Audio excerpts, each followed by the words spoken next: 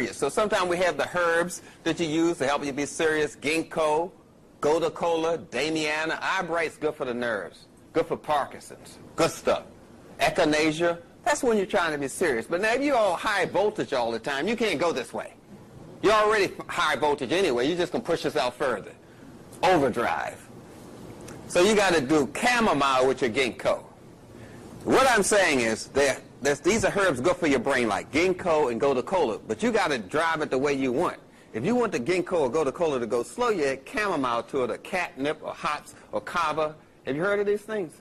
Because you wanted to go at this melatonin speed. But if you needed to go at a better speed, because you're doing some serious stuff, you got your ginkgo or gotu kola, but you need to, rev this stuff up. So you mix some damiana with it.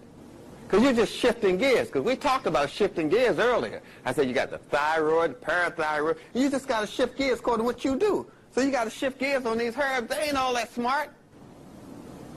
You look on TV, some white boy killing them things with spray. The herb just dumb, just standing looking at them. I don't know. The man just spray them and kill them. The weed killers, you see them on TV killing the dandelion root, which is good for your liver and good for your pineal gland. Dandelion root.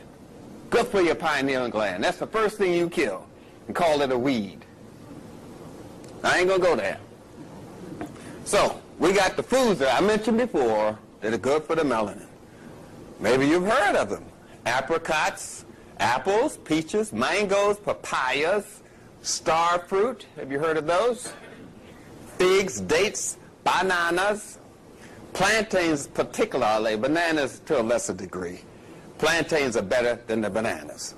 Yams, I'm talking about white yams, yams that you cook and get slimy like okra. I'm talking about yams. I'm not talking about that sweet candy yams you're thinking about. I'm talking about yams. You cut them open, they're white inside, some of them are green inside, some of them are purple inside. They come in all colors, just like people. So I'm talking about the yams, red cherries, blue grapes, things with color in them. I'm talking about you folks who don't like to eat the stuff with color. You get the turkey, which y'all want. Give me the white meat. Don't give me that Negro meat. No, that dark meat is good for you. Blueberries, collard greens, very high in calcium. Cauliflower, which is a fruit. Oranges, dandelion greens. Fresh olives, not those things soaked in vinegar. That will mess with your pineal gland.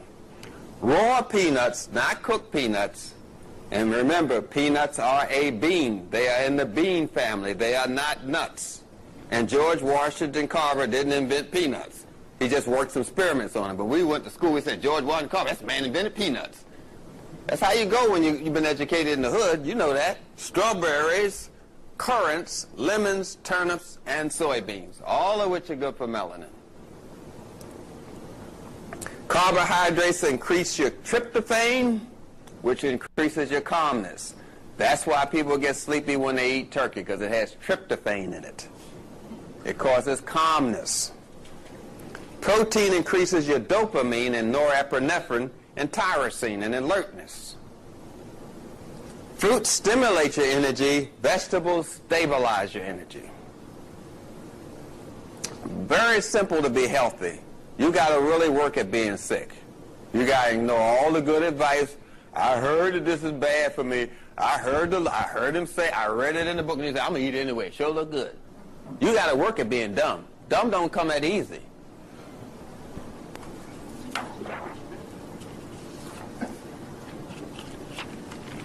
So we're looking at these things and looking at it a little differently. We talk about the growth and development and how this thing occurs, how this whole thing is set in motion by the way you bond.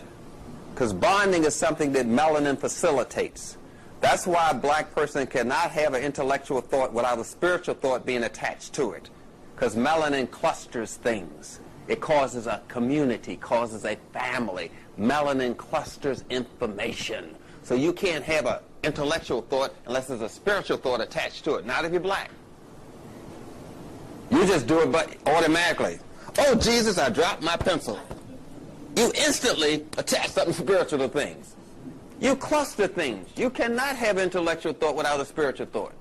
You automatically attach spirituality to things. Automatically. You listen to Elvis Presley, say, yeah, it sounds good, but that boy ain't got no soul. Attaching spiritual value to it. It was technically correct, but it didn't have no spiritual value, therefore it's not correct. The first thing you say, I don't know what it is, but if I can't see God in it, I don't see it. That's what I'm telling you. That's what I mean when I say you're attaching spiritual value to it. If you don't see God in this thing, you don't see the thing. Melanin causes you to cluster that information like that. You've got to see the God value in this thing. That's being black. That's being melanin. But we've gotten away from that because we've been trained to be away from that. We've been trained to go against our own nature. And if you fight in your own nature, you're going to lose. You know how people fight their own nature.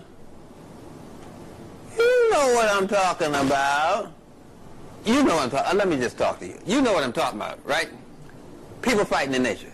Suppose a lady straightens her hair. Then she go out in the rain. Is her hair going back to Africa? Yeah. Right. She's going to lose that battle because you're fighting her own nature. You're going to lose. So the objective is to keep you fighting your own nature. It is your nature to be spiritual. It is your nature to be family. It is your nature. It is in your genes. That's what we talk about. We talk about a little strip called DNA with a strand of melanin. That's how we talk about things. We take a little bit of this DNA string off and we call it a gene. A gene is a particle of a melanin strip known as DNA. DNA is melanin. What are you studying? Melanin. What have you ever heard? No melanin. Last time I talked about it, a guy said, what kind of watermelon is that? Melon? I ain't never ate no melon. I ate a honeydew melon, but a watermelon. I said, where am I at? Where am I at? I'm in Grand Rapids. Excuse me, I didn't mean no harm. So we're talking about this melanin and the melatonin levels and how it just starts going.